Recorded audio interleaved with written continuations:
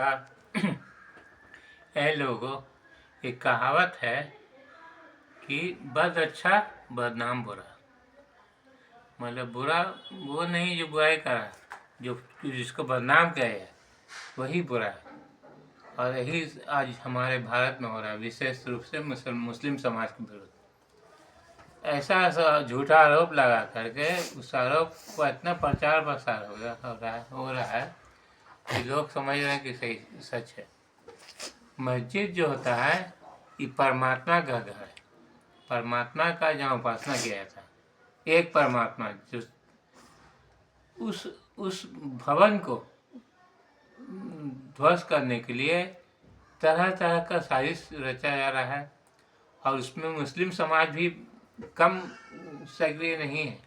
मुस्लिम समाज के भीतर बहुत से कुछ ऐसे लोग हैं, ईसाई बने लोग हैं, जो मुस्लिम धर्म समाज के नाम और टाइटल में छुपे रहकर मुस्लिम समाज का दिखावा करके ऐसा ऐसा कार्य कर रहे हैं जो उससे धर्म को कलंकित लगे, धर्म को बदनाम करने के लिए।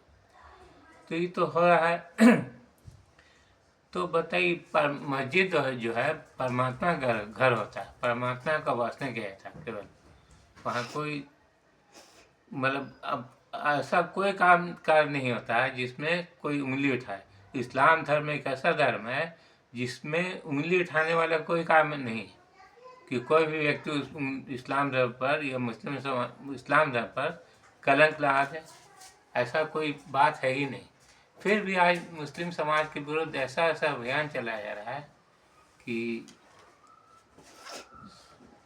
क्या हो रहा है तो समय के इसलिए मुसलमानों को सोचना चाहिए कि जो भी सरकार जो भी आरोप लगा रही है, ठीक है, लगाना लगा मस्जिद के विरुद्ध कर करके, तो उसको मतलब कोर्ट का जरिए से कोई संबंध नहीं रखना चाहिए। छोड़, इसलिए परमात्मा घर है, उसका रक्षा करने वाला वो है। हम कौन होते हैं? हम तो उसके सेवक हैं। तो सेवक को क्या अधिकार है? इसलिए अगर कोई बदनाम ही करना चाह रहा है, उसको ध्वस्त करना चाह रहा है, हम कौन होते हैं रोकने वाले?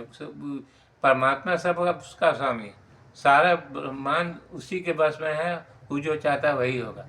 इसलिए उस पर विश्वास करके उससे अपना जो करना सरकार को करे, हम क्यों उसमें तंग रहे? तो ऐसा अभियान चलाया जा रहा है। इस्लाम धर्म ही एक ऐसा धर्म है जिस पर कोई भी कलंक नहीं लग सकता। उसमें कोई ऐसा अपराध नहीं। पूरा कुरान मजीद को पढ़िए, समझिए, या हदीस शरीफ को पढ़ करके उसमें कोई भी बुराई ढूंढिए, बुराई नाम की चीज़ है ही नहीं। लेकिन ऐसा माहौल बन गया जो सिर्फ मुसलमान को टारगेट निशाना बना। ये लोग कर रहे हैं, ईसाई धर्म समाज के लोग, इसलिए उनको शासन करना है पूरे देश पर। इसलिए जब तक मुस्लिम के विरोध को उकसाएगा नहीं तो उसका दुकानदारी नहीं चलेगा। आज भी भारत में बहुत सा इलाका ऐसा है जहाँ उस इलाके में जाने के लिए प्रतिबंध है, मुसलमानों को एंट्री नहीं वहाँ। हमने देखा है ऐसा, राजगीर में भी और भी चंपारण में भी देखा कि मुसलमान को आना नहीं है।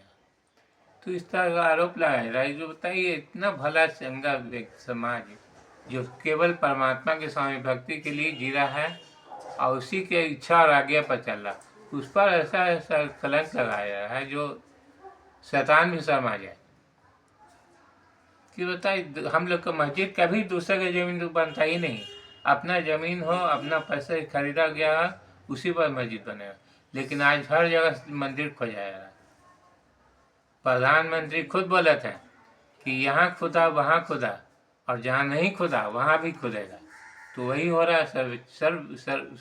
सर्वे के नाम पर ऐसा अभियान चलाया जा रहा है जो हर मस्जिद निशाने पर आता जा रहा है।